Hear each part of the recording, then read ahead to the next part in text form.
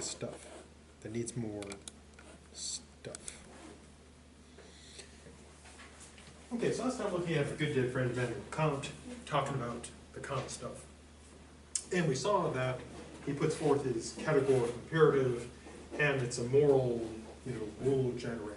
We saw when we talked about deontologists. Deontologists say the right thing to do is follow the correct moral rules. So if they have a bumper sticker, it would say follow the rules. With a utilitarian, the bumper stickers would say, greatest good is the greatest number, or the ends justify the means, or greatest happiness. So for Kant, if you're wondering, should I do this, the test is pretty straightforward. You create a maxim, self-interested, self-given permission to do something, and then you see if you can will rationally the corresponding universal law, which crudely put is that everyone else can do it. Then he went through with the 4 examples: suicide, for him, wrong, always wrong; lying promises, wrong, always wrong; letting one's talents rust, wrong, always wrong; and of course, helping others, unless they're doing bad stuff like lying and suicide, is right, and always right. Then we turn to his look at moral status. One of the battles in ethics is deciding who and what counts, and who and what counts how much. Because moral status is a good thing to have. It's kind of like money.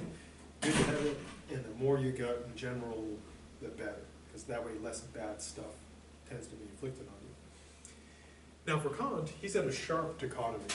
There's, as we saw, rational beings, us, and then everything else, what he calls the objects of the inclination. Going back to our discussion of value, rational beings have intrinsic value. They have worth in and of themselves. Objects of the inclination, they only have value to the degree that they're valued. And this would include, for Kant, not only what we think of as objects like backpacks, laptops, water bottles, expo markers. It also includes all non-rational living creatures. So plants would be in there, but also things like dogs and cats and so forth. Because you have to hit the level of rationality to matter. So value and zero value. And whatever value these things have for Kant, it's only because we value them. So my backpack would have no value on its own, but this is my backpack, it gets worth to me. So setting the backpack on fire wouldn't be an injustice against the backpack, but it'd be an injustice against me, unless I deserved it, which I'm not. Similarly with like animals. So if there's just like an animal kind of just hanging out in the woods, for Kant, it has no moral status, except to the degree that people would care about it. So if someone has a pet, it would get sort of, the harm done to the pet would be a harm against the pet owner. Although, if you're concerned that Kant is like terrible about animals, not to worry. He does an essay on why you should be kind to animals, and the gist of it is basically, if we're terrible to animals, we're terrible to people, so be nice to animals. So that would be nice to people, which is always good advice. Now, he then, after laying out the stuff about rational beings having this moral worth, being ends and not means, he presents what many take to be the second formulation of his categorical imperative, known as the supreme practical principle, which I guess is a practical principle with like sour cream and guacamole. I assume that's how that works. And this is the principle. He says you have to act to treat rational beings not as means only, but also as ends. So what does that mean, to treat things as not just means, but ends? The idea is that in every action you take, the action must be such that you're not treating a rational being just as a means. It has to be consistent with respecting them as ends. So, not using them. Now that raises the obvious question. Can you go to like Publix or Albertsons and have someone ring you up at the checkout and bag the groceries for you? Can you go to like the bank and have a teller, And Kant would say, yeah, because it's not using people as means that's forbidden, it's using them as means only. So if you respect them as ends, then it's okay. And actions that just treat people as means, obvious things would be like oppressing them, exploiting them, killing them, all of those would be out for Kant, because you can't like be exploiting or oppressing someone and still respect them as beings of moral worth. As long as the using them as means is consistent with respecting them as ends, then okay. Otherwise, not okay. So he calls this the kingdom of ends, which leads to his third formulation, which is this. Now, for him, the moral rules are the moral law. And of course, you kind of got to have lawmakers to have law. And we all make up the kingdom of ends because we're rational beings. Now, we don't get like a passport. It's not like you, one day you get a thing in the mail saying, here's your passport from the kingdom of ends. But we are, according to Kant, all citizens of this kingdom. And not only are we citizens, we're also the lawmakers. So to use a metaphor, we're all members of the Congress of Kingdom of Ends. So what this means is, for Kant, the answer to the question, where do the moral laws come from? The answer is us. We're the lawmakers. So what we do as individuals, we do the categorical imperative. So we make our own laws. Now for Kant, this is really important because he believes that being moral requires that you, in a way, roughly put, make the rules and you follow them out of free choice, that you're not being compelled to do so. So for him, if we are simply, someone else imposes the rules on us and makes us follow them, then we're not being moral. We're just being imposed on. Also, if the morality was simply like our inclinations or emotions, it wouldn't be ethics either. So we have to be free, autonomous, and we have to be the law makers. So where does ethics come from? For him, the answer is us. And the reason why it's not relativism or subjectivism is he thinks we'll all come, if we're thinking rationally, he believes, it'll all come to the same result. Which puts a lot of faith in that everyone reasons the same way, and if we're reasoning correctly, we'll get the right answer. Now, on one hand, you could say, this could make sense, because if we're all doing math properly, we always end up with the same answer, the right answer. But morality, of course, one may say, not like math. Now, for Kant, in addition to the categorical imperative, we'll close on his positive view with his infamous or famous 3 postulates of morality. And here's how he reasons. When Kant was doing his Kant stuff, one of his methods was called the Transcendent or Transcendental method, the idea being this.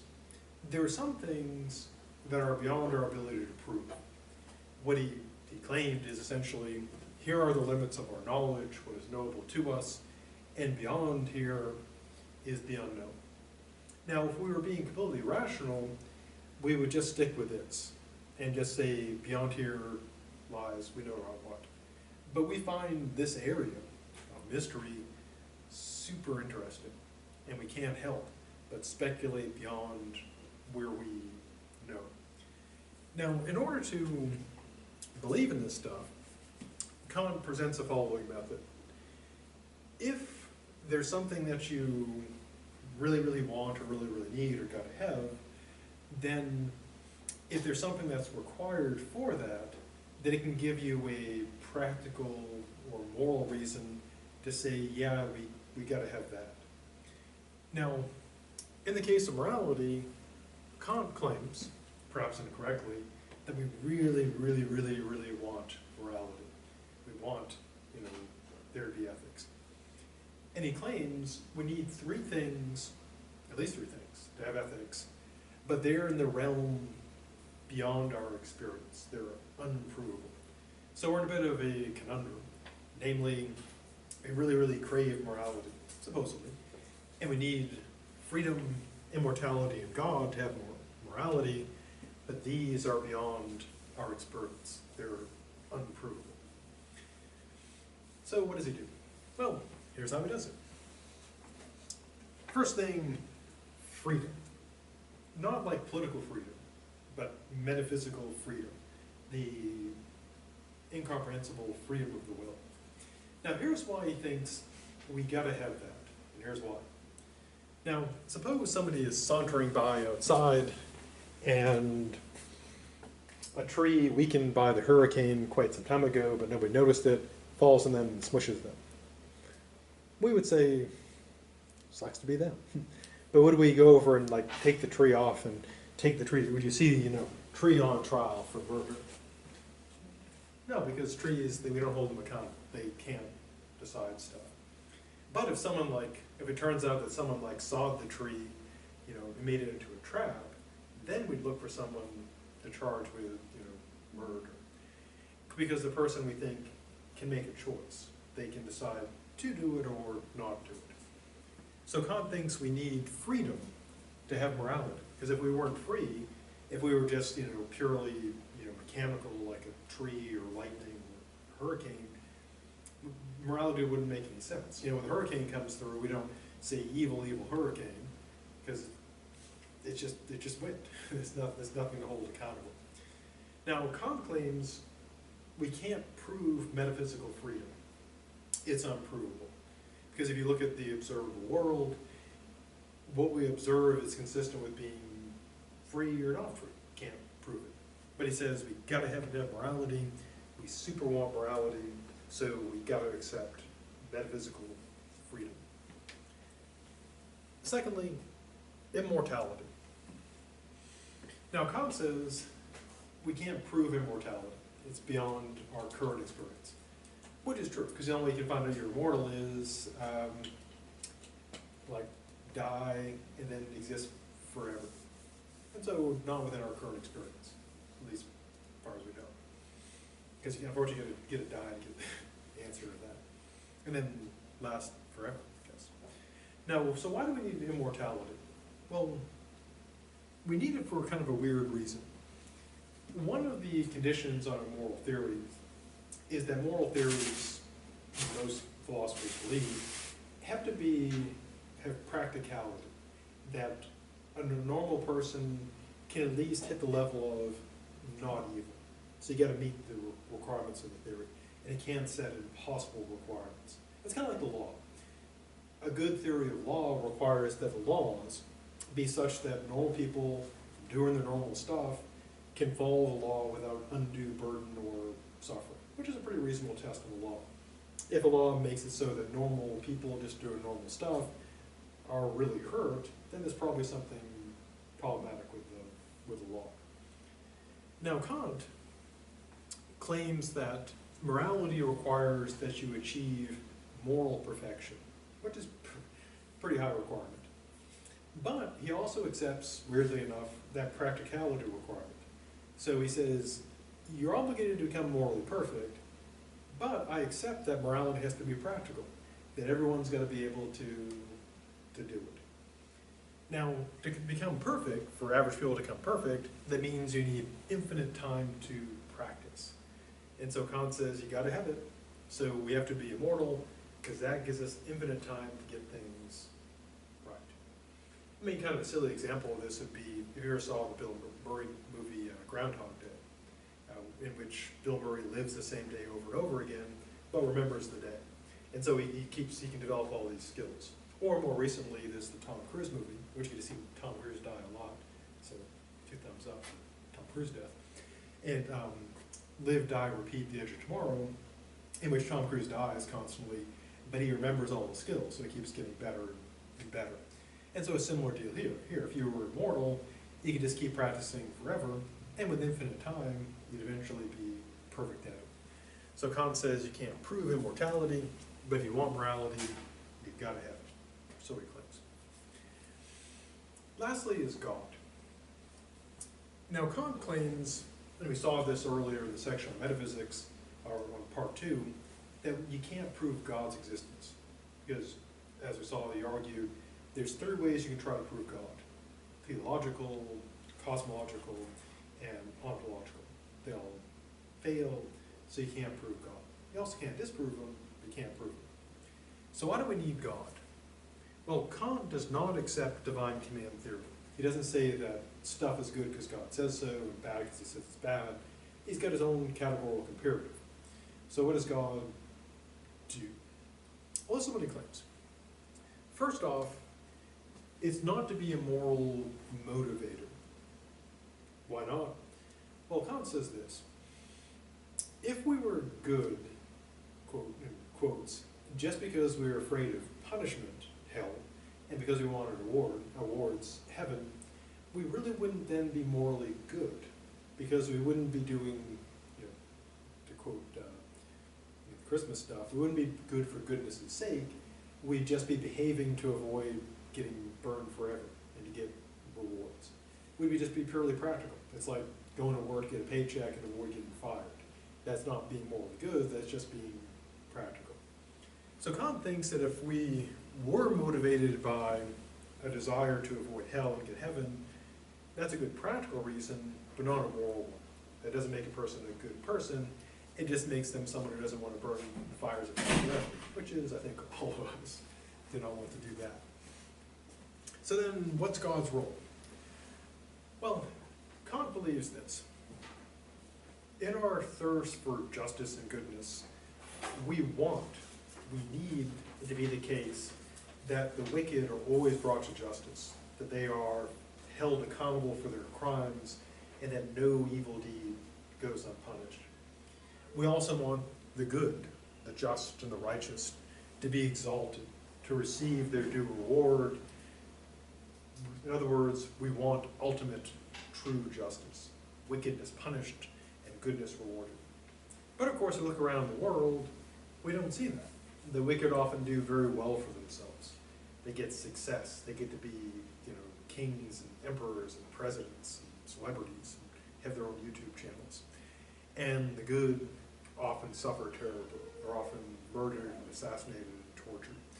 And so our thirst for justice cannot be satisfied here.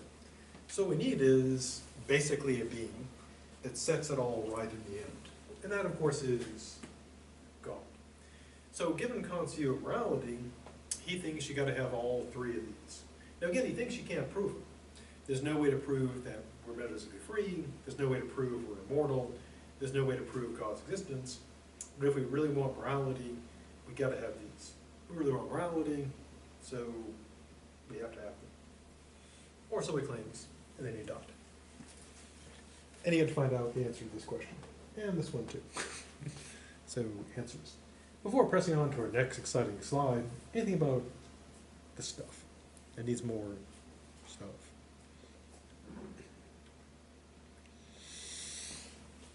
Now, if Kant's moral theory was the perfect answer to everything, I would just say deontology, the answer to all our problems. But of course, it's got some problems. One problem is kind of the notion of duty. We normally think of duties as obligations to particular people or institutions, and so there's kind of the question of what do we have this duty to? Now, Kant, of course, can answer that. He can say that we have a duty to ourselves and rational beings, etc. But kind of the battle is over what does that actually mean. The second problem stems from Kant's absolutism. And the problem with absolutism, of course, is also its feature, namely that it's absolute. So for Kant, again, lying is always wrong, no matter what. And as we saw when we talked about the spectrum of morality, we often have intuitions that lying and other things could be at least morally acceptable, depending on the circumstances. So, against Kant, his absolutism, if you think there should be moral exceptions, you can allow exceptions to things, then that would be a problem for his theory. Now, if you're an absolutist, you see this as, of course, a feature. Third problem, rationality.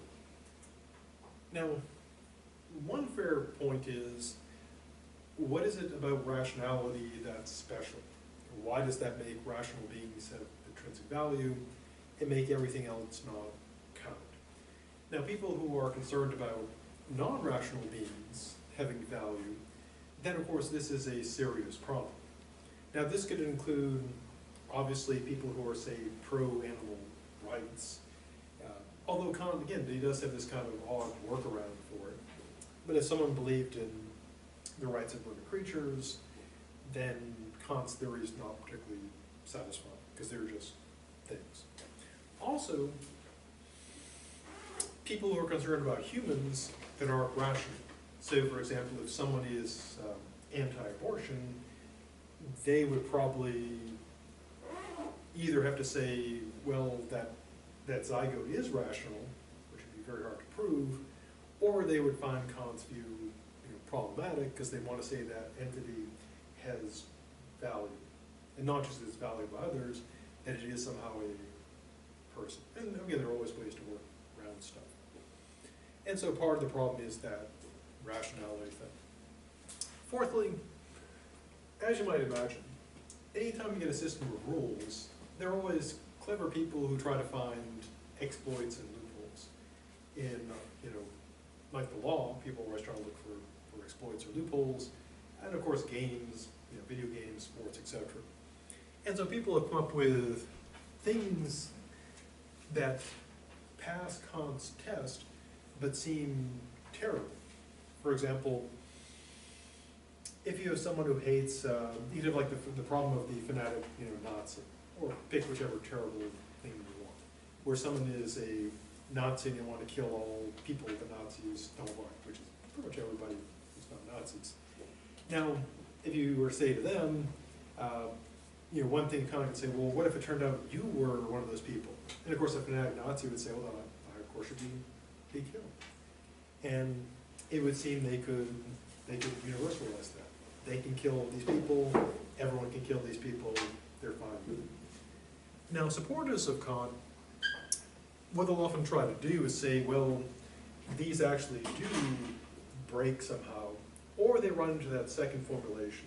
So the example, like the Nazi maxim, that goes against the second formulation about rational nature.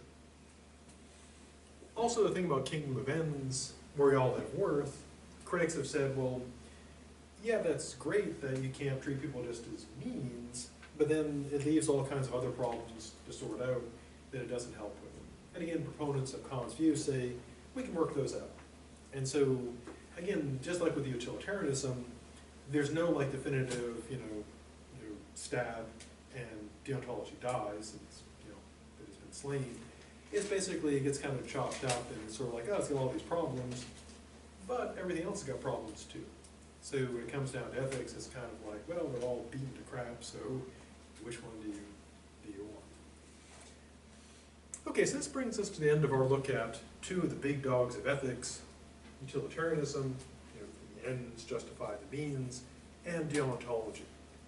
You follow the correct rules, some things just aren't right. And there are many other ethical views. In the spring, there's a Thursday hybrid night class, so it meets every other week, all about the ethics. If you need to knock out the humanities requirement or just need more hours, I would recommend that class. I heard the professor, super great, but that could be untrue. We now turn to a different type of normative area, a different type of goodness and badness, namely aesthetics. Now they saw back in the ancient days at the start, back in August, I believe it's been such a long time, it seemed like it was just a few months ago. Aesthetics is a branch of philosophy dealing with theories of art and beauty. And there's all kinds of problems and questions there. Now the biggest and most obvious, of course, is the question, what is art? And it's a pretty important problem for various reasons. As we saw, one, if you want to be just purely practical dollars and cents about it, there is the idea of, well, if you're going to spend a lot of money, a lot of resources on art, as, say, an individual or as an institution, you want to have like a good theory of, is this actually art? And also going along with that, a theory of, is this actually good art or crap? Are we just like, are we spending our money wisely, or are we just basically throwing it away? And as you might imagine, there are many things that some say is art that others don't. There's all kinds of like weird examples. For example, the performance arts often have ones that people sometimes say, no, that can't be art. For example, was a performance artist whose routine, I think, was called shoot. And they literally had themselves shot with a .22, in the arm. Which, I'm sure hurt a lot. And then, they're up on stage and they get shot. There's another one, I think it was called Through the Night Softly or something. What they did is they crawled naked across broken glass on the stage. Then there's one where they were nailed to a Volkswagen. More recently, there's a performance artist where she sat in a museum and sat perfectly still for, I think, 8 hours maybe. And people would come in, they'd sit in front of her, and they couldn't touch her or talk to her, but they would just become part of the exhibit, and that was her exhibit. She also had one where she sat there and allowed anybody to do anything they wanted to her. She had like all kinds of stuff around her, including a gun. And someone actually put a bullet in the gun and was going to shoot her, but fortunately someone else stopped that from happening. Other example of something that's been presented as art is there's an artist who goes around filling shoes with butter and leaves them like in weird places. Super weird places. I think he left like some hikers found them like in the Himalayas, just these boots full of butter. I'm like, what the hell is this? And there are other strange examples. Final example, there's an artist who sells just like titles to things, like the title of a work. It just says something like slot in floor with metal rod attached to it. And sell that for thousands of dollars. But all this is true. You can Google this. And so when people are laying out thousands of bucks for that kind of stuff, from a purely practical standpoint, it raises the question: is that really art? Sure, it could be a con art. If you could sell little slips of paper to people for thousands of dollars, I guess that's good work if you can get it. Now, a more perhaps theoretical thing is the matter of cultural value. So, for example, whenever there's a new genre of art, or even an old one, there'll be people who will be critical of it and say it's not art. For example, there are people today who still say things like rap music is not, it's just noise, it's not art. Graffiti, similar deal. Used to be a big controversy whether it's art or not. Computer-generated art, when it was new, is it art or not? And of course, a law hinges on that, because if it's a cultural art, then it's basically saying, if to say that's not art, is to reject that culture, to reject those people. So it's more than just, oh, it's not art, it's we reject these people. And so a lot going on there. Now, there are also, of course, many, many more questions. Things like, what is it to be good art? And there are rather big areas of question on the genres. So if you're taking works and putting in particular categories, then there's the practical problem. I used to use Blockbuster as an example, but I think there may be one left. There used to be 2 in Alaska, maybe there's like just one somewhere. So I can still use that example, or Netflix. And so there's kind of the question of, if you have a particular movie or book, where it belongs. And everyone's probably had the experience, you go on like Netflix, you're like, that's not bad, it doesn't belong, it's not horror, it's like, not, it's romantic comedy. Oh, I see, I see what they mean. And there are some debates that are, pretty minor, and then there are some that are, serious contentions about where stuff belongs. Or just, variants make it into whether it belongs to fantasy or, like Star Wars, is it fantasy or sci-fi? And people nerd battle about that. It's got magic, so clearly fantasy. Other people will say no, clearly not. Then you get into very particular sort of concrete aesthetics, which involves looking at a question, applied aesthetics. A good example would be Rotten Tomatoes, where someone gives a ranking to a movie and says particular criticism of its acting and story and plot, etc. Now, as we saw, aesthetics also kind of slides into other areas. Questions about censorship, questions about the ethics of the creator of the work, the content of the work.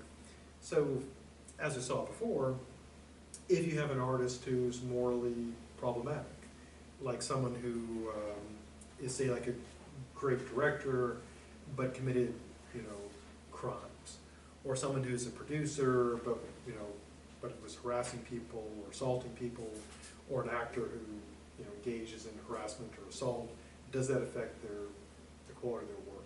And then there's of course the moral content. If you have works that contain, say, racist or sexist elements, are they thus worse, not more morally, but worse aesthetically because of that? Now, one way to look at aesthetics is to draw an analogy to law. So people who do aesthetics, aestheticians, you can look at them as kind of like legislators. They'd kind of like supposedly make up the rules and standards for assessing art. The critics, who are sometimes literally called judges, are analogous to the judges in the legal system. They apply the laws. And of course the artists would be like the criminals. They're the ones that are judged for their works. Now, there used to be, there still is an aesthetics course. I don't know if it'll be offered this spring or not, but if you do want to see more about aesthetics, we used to offer that in the spring, and hopefully if we hire at least one new faculty member, it shall appear again. I used to teach it, but don't anymore. Unless I get some surprise coming up in the spring, who knows. Now, our example from aesthetics is our good dead friend Oscar Wilde, 1864 to 1900. Did a lot of stuff, wrote a lot of stuff, died and still dead today. Probably his best known things are The Portrait of Dorian Gray, famous novel, also ended up a character in The League of Extraordinary Gentlemen, the graphic novel, also the movie, and The Canterbury Ghost was weirdly made into a pretty successful movie by Disney way back in the day. And Oscar Wilde is maybe the last person you'd think of that Disney would make a movie about. But then again, they did, Miramax is part of Disney, and they did Pulp Fiction. So I guess the motto is whatever makes money.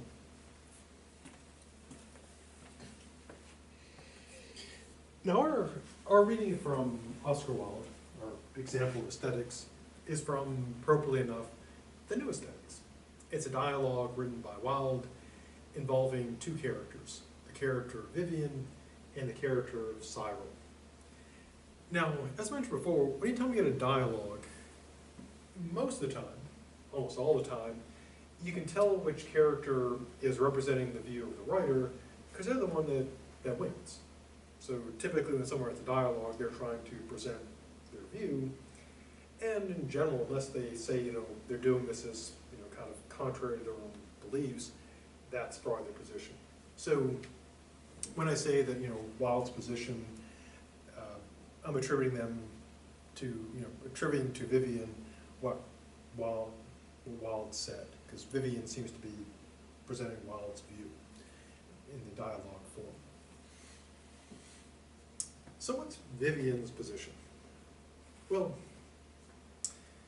Vivian's position is this. Everyone, of course, has heard the phrase that art imitates life.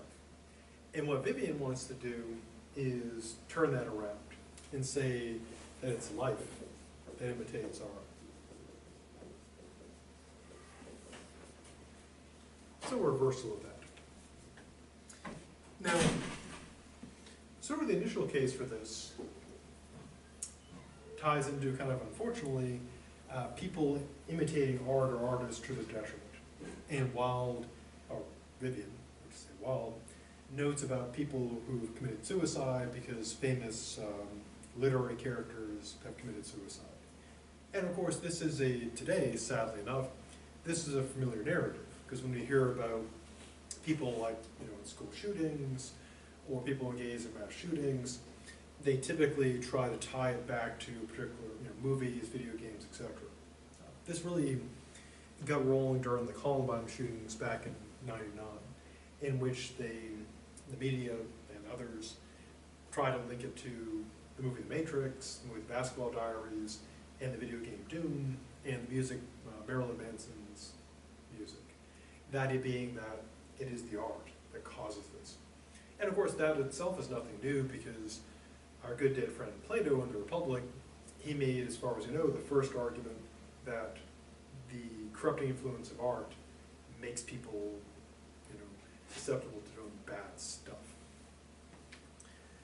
So what Cyril does, Cyril challenges Vivian to do this, to show that nature and life imitate art.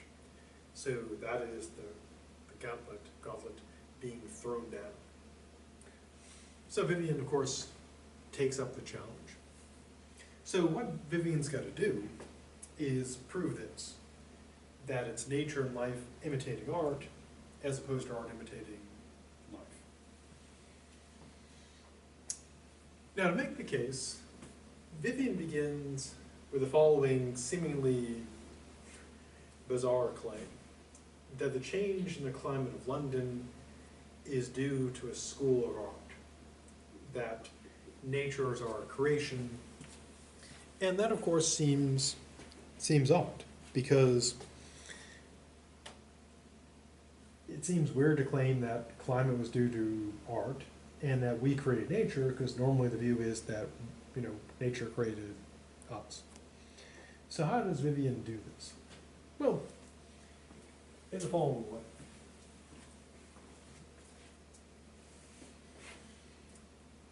Now, one way to do this, I guess it would be kind of more interesting, perhaps more fun, is to take it quite literally, that literally the artist creates stuff. Back when I was a kid, there was a show about a kid who had a magic crayon, low production values, and whatever he would draw would become real. They probably made it again because they always remake shows. I mean, one way to look at it would be that, you know, literally like it's a magic thing. But Wilde doesn't believe that. So what does he mean? Well, this is what he claims. He claims that things are because we see them. Now here he could go off onto kind of a wild philosophical tangent. So one way to take this view goes back to our good dead friend, George Berkeley. Berkeley was the guy I mentioned before. He's if a tree falls in the forest, there's no one there to hear it, doesn't make a sound.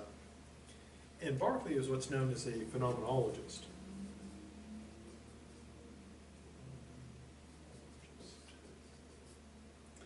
And someone who's a phenomenologist believes this. Now, you might recall from the ancient days of the before time, metaphysically, one thing you can be is a dualist, in which case you say you have a body, you are a mind. You can also be a materialist, in which case you say the body, there is no immaterial, there is no non-physical stuff, it's all physical. And the third option, which is the least common, is phenomenology, that everything is mental. In Berkeley, his view was, in Latin, esse est percipi. To be is to be perceived. And it's the view that for something to exist is for us to perceive it. So for all of the tables and chairs and bottles and stuff to exist, we must perceive them. If they are not perceived, they do not exist, because they only exist in the mind. To use an analogy to modern technology, it'd be like with VR. To be in virtual reality requires that it be perceived. Where is VR when no one is perceiving it? Well, the answer is nowhere. And so for Berkeley, all in the mind. Literally, to be is to be perceived. Now, answering the problem about the tree, here's the answer. Don't worry, God watches everything all the time. So when the tree falls in the forest, God is there to hear it. So if you're wondering, you know, on Berkeley's view, what's keeping everything going when you're not, you know, what keeps your house or your apartment there when you're not looking at it, don't worry, God's got it covered. He's keeping an eye on your stuff. Now, if someone goes to steal it, he won't stop him, but he's keeping an eye on it in that regard. Now, Wilde, despite the fact that he says something very Berkeley-like, things are because we see them, he then makes it clear that that's not what he means. So he doesn't embrace phenomenology. Probably good, because that's pretty crazy stuff. So at first, what seems like a wild thing to say, pun intended, ends up, as we'll see, ends up being less wild, but still possibly interesting.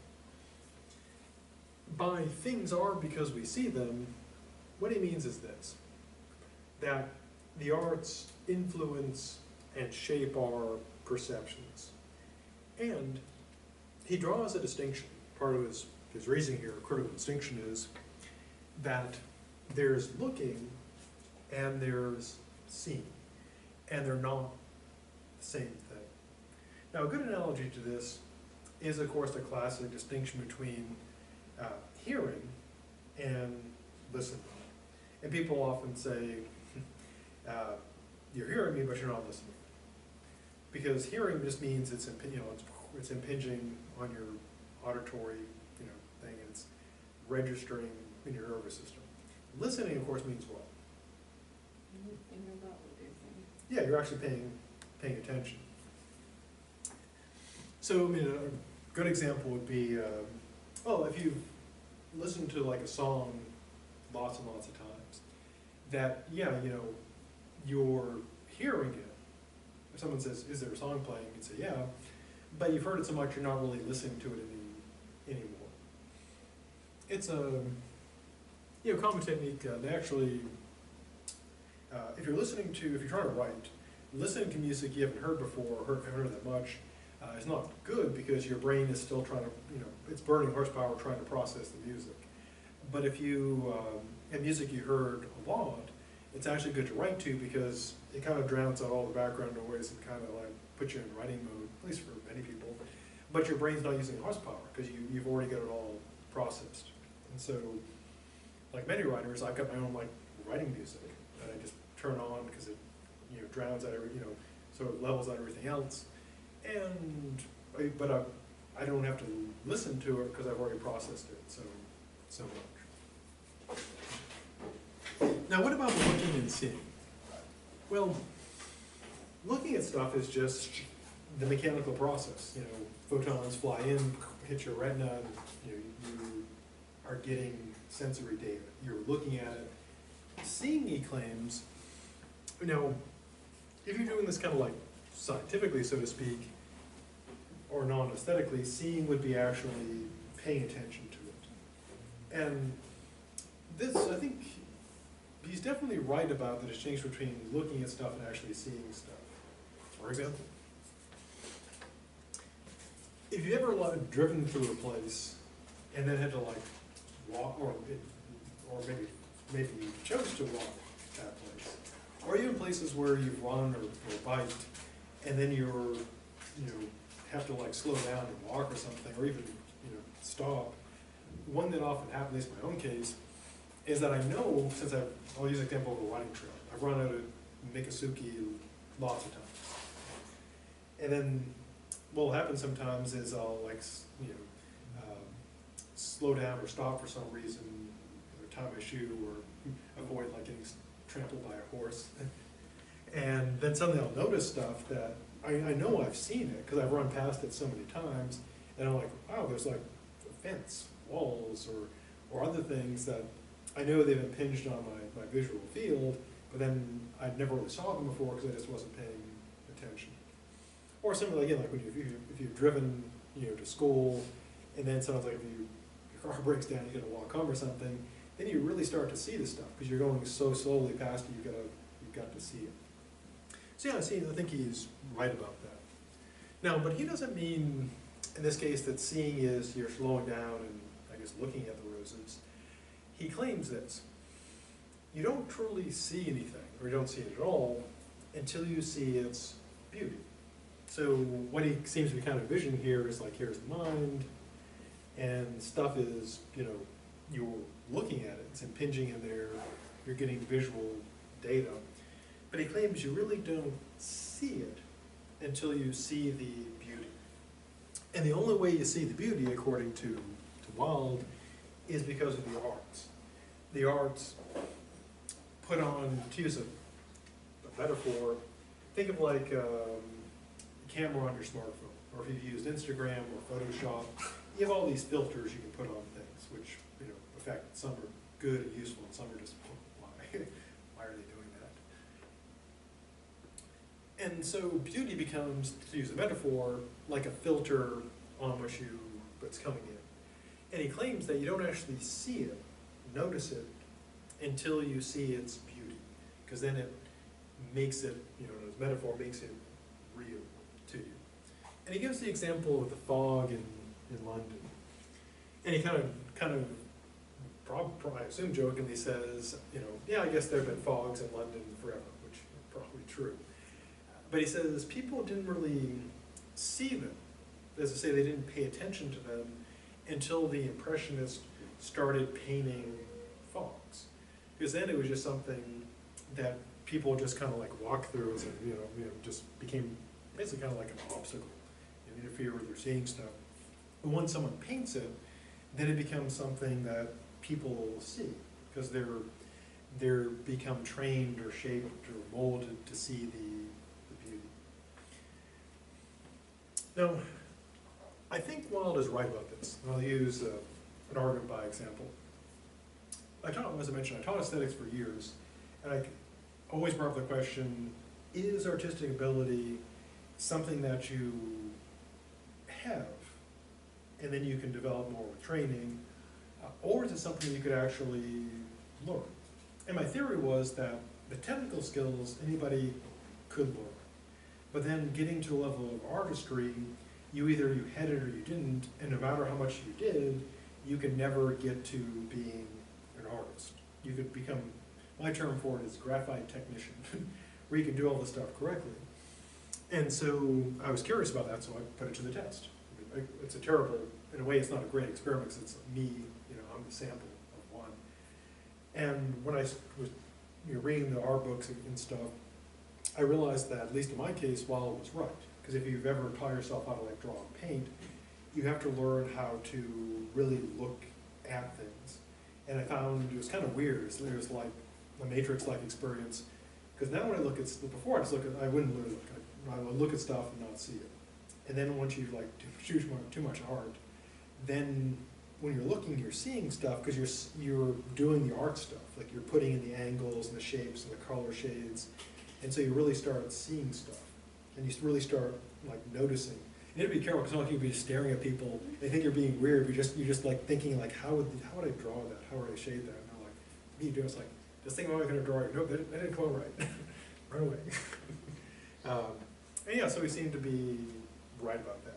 Now, in terms of the experiment, and I'll close on this, is that I think my hypothesis is right. Because I started this years ago. I've been doing it for 5 years, and I do have the technical skills down. Because people say, well, but I do drawings for people's birthdays and stuff. And they say, oh, it looks just like the person, just like me. And I'm like, yep. Like, oh, you're such a great artist. I said, nope, I'm not an artist. I'm a graphite technician. Because I can make things look like things. And my theory, which has not been disproven, which seems to be supported, is I don't got that art stuff, and so I'll always be at best just a technician. I'll never have what's beyond that. And more about art next time. Okay, so have a good rest of the day, and I guess see the world, at least the pretty stuff.